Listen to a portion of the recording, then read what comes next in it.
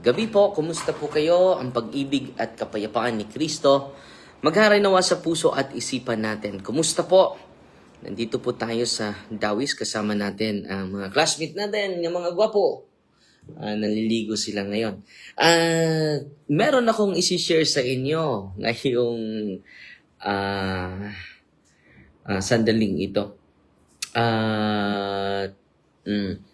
Malaki yung amazing po itong experience na ito.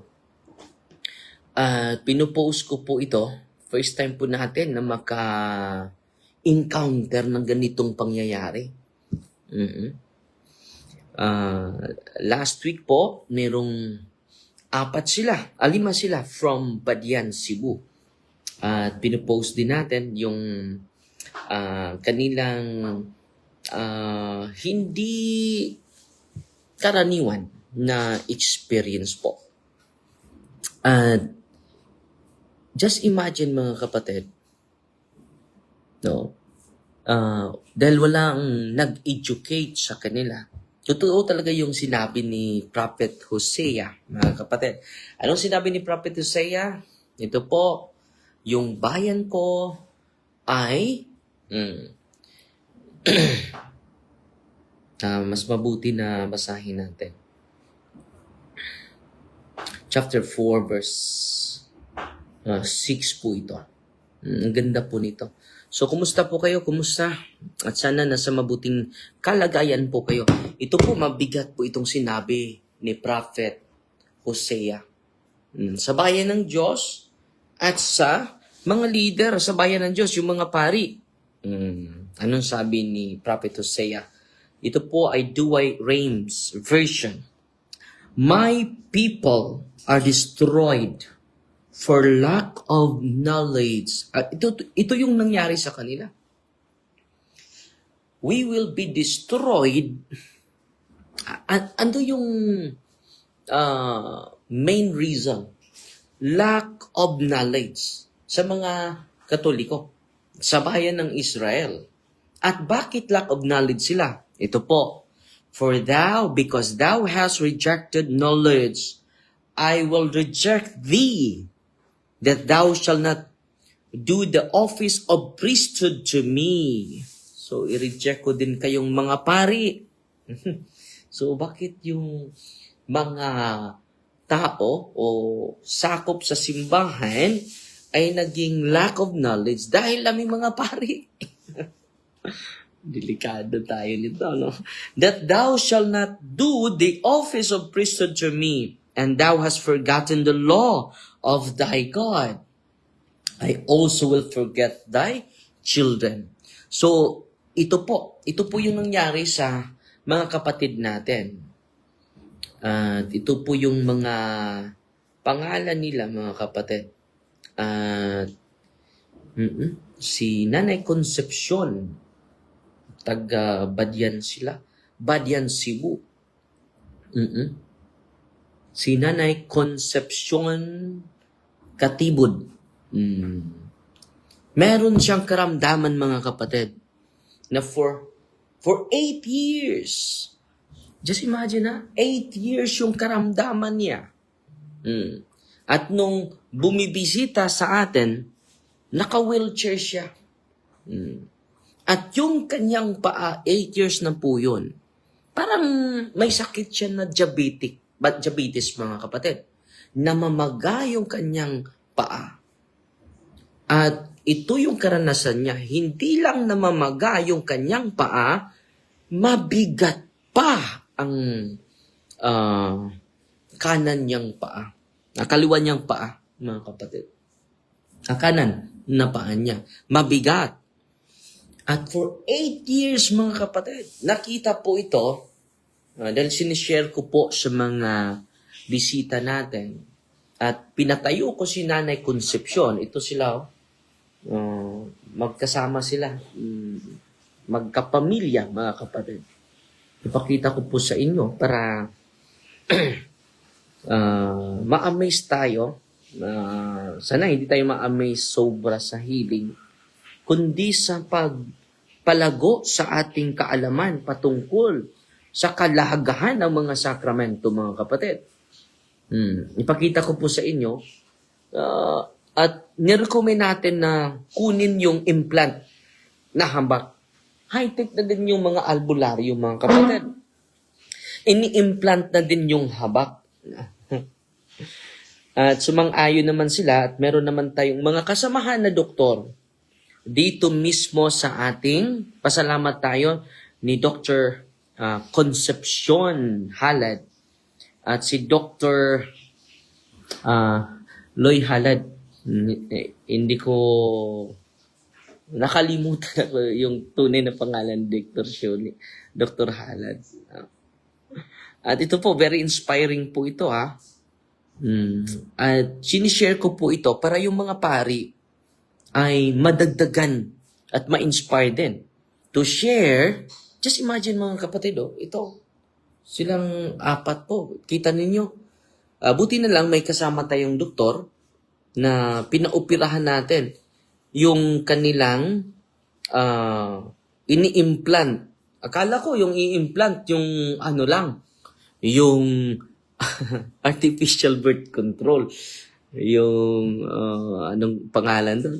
So ito po, pasalamat tayo ni Dr. Halad, inooperahan po sila para makuha talaga yung habak na ini-implant, parang tinatattoo. Sabi nila, ito po ay maitim. No? Ito po, nakita ninyo? Yan po. Makita.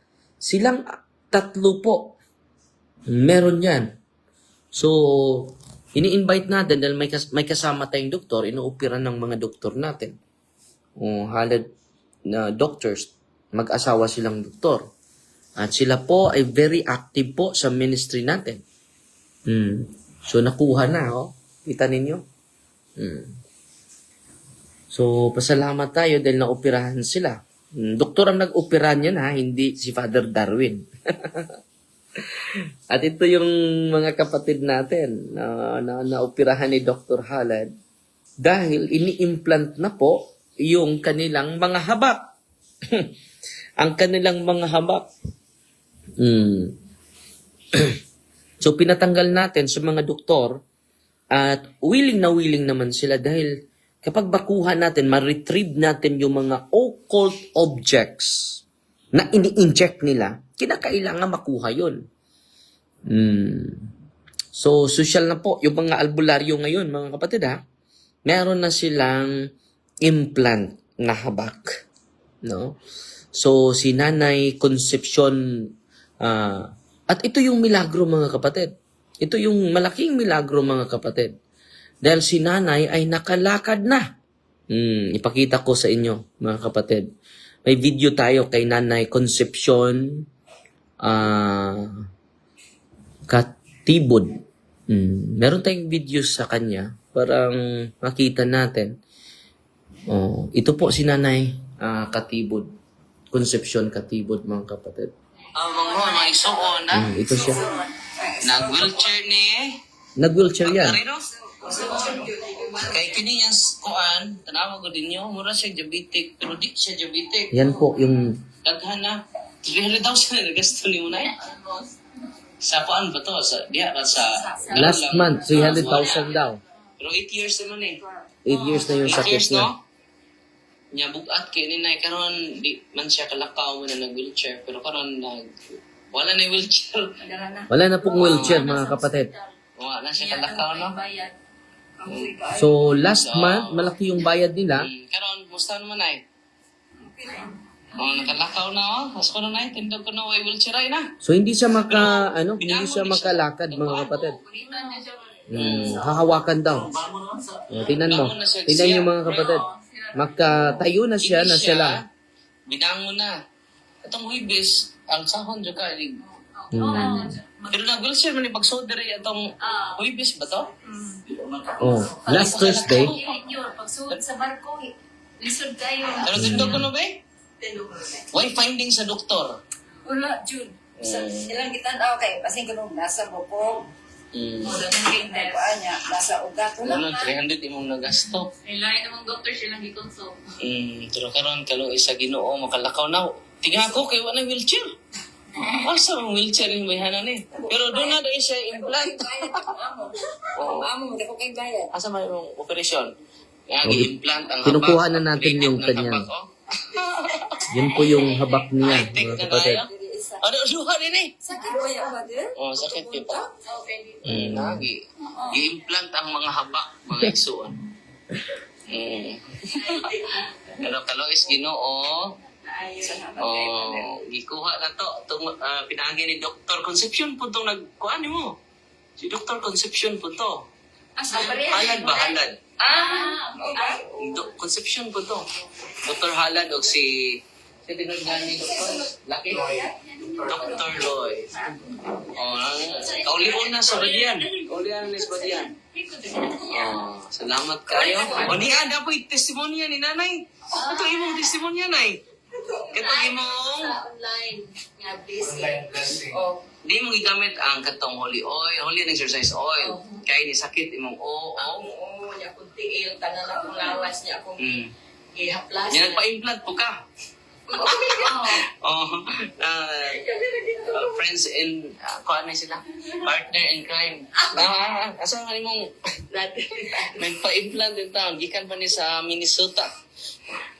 Nag-uulang siya kay pag-pandemic, din ako na siya kadool sa albularyo. Tanawa, Pikas po. Sos. Sigurado nga dili magkasakit. Kasakit ba noon? Oo, nagkasakit pa noon. Sinan, asa tayo apelido niya rin? Kaltibot. Kaltibot. Nay, kuhaan mo sa mga mata? Ay, murag sa adlaw ka, usa na lang nimo kanang gilok, ba kanang murag na iba. Pero karon wala na. Nagpa-kuhaan po ka? Kanang pa na? Nag-implant. Wala. Pero sakit akong abagan, gamay hindi. Pero di man to may isa imong Maisa naman ni siya, pero kanang magabi gani, magabi gani. Ato na i-pray ron. Kanang magabi gani, no, kanang tumang gabi, musakit. Manuhot. Tungang gabi pasod. Tungang gabi ta to mga sacramental sa sustinduta sa is. Gyud sa mo nimo nay, di ba sakit kay imong tuhod? Oo, kanang... Dito na to sa Amerika. Oo, dito ra. Kuloy, maghilat ra ba magbutang kay halang kay akong lawas. Sa akong ulo. Mong gutoy sili? Basta ibutanan mo og sili. Grabe. Dagwin yung olive oil. Magluto ako. Di ba yun? Wato nag-react. Oo, nag-react. Kaya naman kay implant ka habak. Oo, gani. High-tech po itong imong kuanda. Implant. Ayun, magkukuno kay buluyagan, gulo po. Mabuyagan ka. Kwapa mo po. Ay, mapilap. Pero may mudaig manay buyag nila no. Oo. Evil eye na siya na Evil eye. Evil eye. Salamat sa Father niya. Wala lang ko ka. Naayo juga sa sacramentals. Holy and exercise oil. Oo. Pero parte yung ko anak parting Ako, hanga. rosary man dyan ko. Pero pagbutang ni mo parting hanga. Oh, hangga ay ko. Gusto ka naman pag nagkayo. Pero karon okay na kayo. Oo, sa kundungan, sakit. Praise the Lord. Kasi glaga na ni Puhan, si Nanay Concepcion. Kasi tanaw na si MTL na bugat kayo na. Pero karon gaan na. Praise the Lord. Di pa ko kabalik sa akong trabahoan. Ha? Di pa ko kabalik. Nagkaayo na ni mo. Praise the Lord. Pero nakakuha naman ka na, nakalakaw naman ka. Nakita na ni mo ang gradual healing. So, alam nyo mga kapatid, ito sila, nung ni-renounce nila, doon, na-amaze sila lahat. Dahil si Nanay Concepcion, ito po ay 8 years na. Walang finding sa doktor, walang diagnosis sa doktor, marami ng doktor ang nilapitan nila. Yung bigat ng kanyang paa, kanang paa, ay nandyan pa rin. No? At nakatikay sila, nakarating. Sa mga may planong pupunta dito, Thursday to Sunday po yung open natin. Thursday to Sunday po. Yan po yung normal natin na open sa office natin. Nandito tayo sa Malinaw East, Lila, Bohol. May sharing si Rosemary Baguod Alfiche. Ana akong mama, padre, hubag ang tibuok lawas. Pero pag haplas nako sa blessed and exorcism oil, Nikopos. Thank you, Jesus. Nag-share dito. So, yan po mga kapatid ha. At pinopost po natin yung prayer ng deliverance. Nandyan po sa ating nandito na si Father Jojo. Father Jojo. Mga classmate natin, Father Jojo. Hi, good evening. Goddess. Putos, mga kaputos. Mga kapuntos. Si Father Conrad at si Father Francis naliligo. Dito tayo matulog, bro. Father Jugods. So, nandito kami sa isang mga kapatid dito sa beach, mga kapatid. At ito yung mga kapatid ito yung sabi sa mga season exorcism na una pa sa atin, mga kapatid. So, Father Ripperger has stated that in conferences that exorcists occasionally encounter individuals who believe that the occult object or ritual implants connected with the witchcraft or occult ceremonies. He stresses that the church first investigates naturally explainable causes and do not presume a supernatural origin. His pastoral advice is renounce all occult involvement. At yan yung nangyari sa kanila, mga kapatid. Pinarenounce natin. At bigla lang, gumaan. After, dumating sila dito Thursday. Na-entertain ko Friday na. And then pagka Saturday, hindi na nag-wheelchair.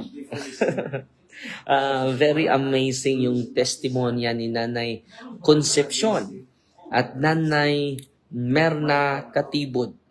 Si Nanay Merna Katibod, galing pa siya sa Minnesota, Amerika.